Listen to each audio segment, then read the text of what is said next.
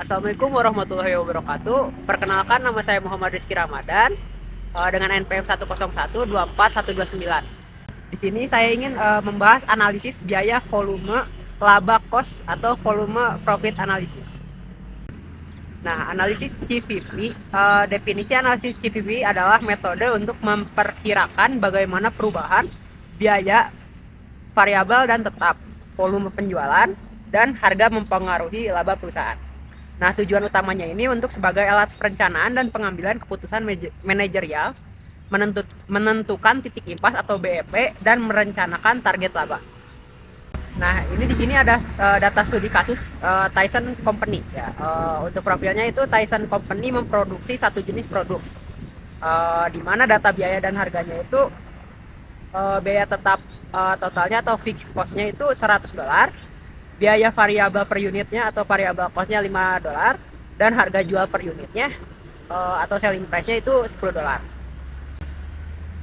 Nah, untuk selanjutnya ada konsep margin kontribusi. Nah, di sininya itu selisih antara penjualan atau pendapatan dan beban variabel digunakan untuk menutup biaya tetap terlebih dahulu, sisanya adalah laba. Nah, untuk perhitungannya itu seperti kasus Tyson ini adalah CM, atau CM ini itu contribution margin ya, per unit sama dengan harga jual dikurang biaya variabel. Nah, kita udah tahu ya tadi ya, data profilnya itu harga jualnya itu $10 dan biaya variabelnya itu $5. Nah, hasilnya itu contribution margin per unitnya itu $5 ya. Nah, untuk selanjutnya ada rasio margin kontribusi. Nah, ini rumusnya itu margin kontribusi per unit dibagi harga jual per unit.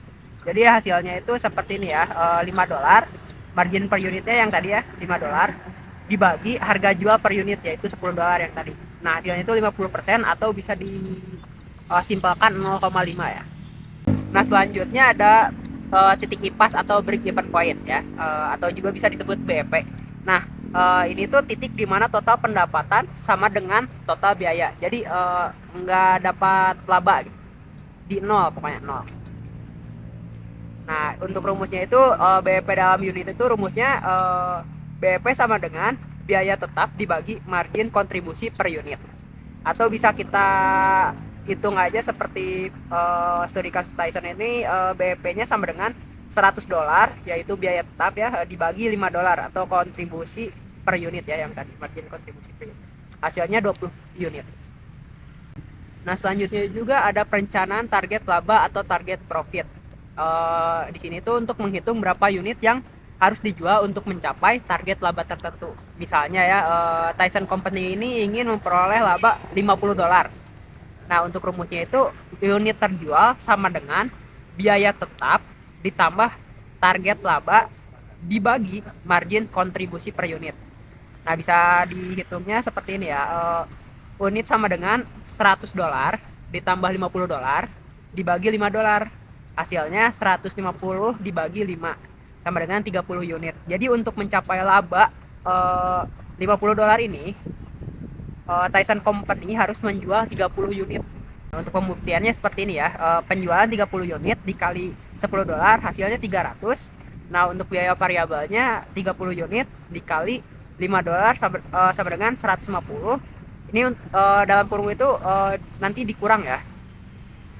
Biaya tetap sama dengan $100. Jadi 300 dikurang 250, hasilnya laba operasinya yang dapat $50. Nah, jadi kesimpulannya itu CVP sebagai alat perencanaan dari kasus Tyson tersebut, kita bisa memahami bahwa laba dapat direncanakan.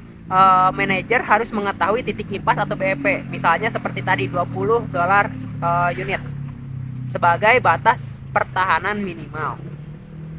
Nah, untuk selanjutnya ada peran vital margin kontribusi. Margin kontribusi itu bisa yang tadi $5 per unit adalah pendorong utama profitabilitas. Setiap unit yang terjual di atas titik impas akan langsung menambah laba bersih sebesar nilai margin kontribusinya. Nah, yang selanjutnya itu ada strategi pengambilan keputusan ya. Analisis ini menjawab pertanyaan strategis seperti bagaimana jika harga jual berubah dan juga bagaimana jika biaya tetap naik. Nah, pemahaman untuk pola perilaku biaya tetap versus variabel ini memungkinkan manajer mengambil keputusan harga dan volume produksi yang tepat. Mungkin sekian dari presentasi saya. Maaf bila ada salah kata. Wassalamualaikum warahmatullahi wabarakatuh.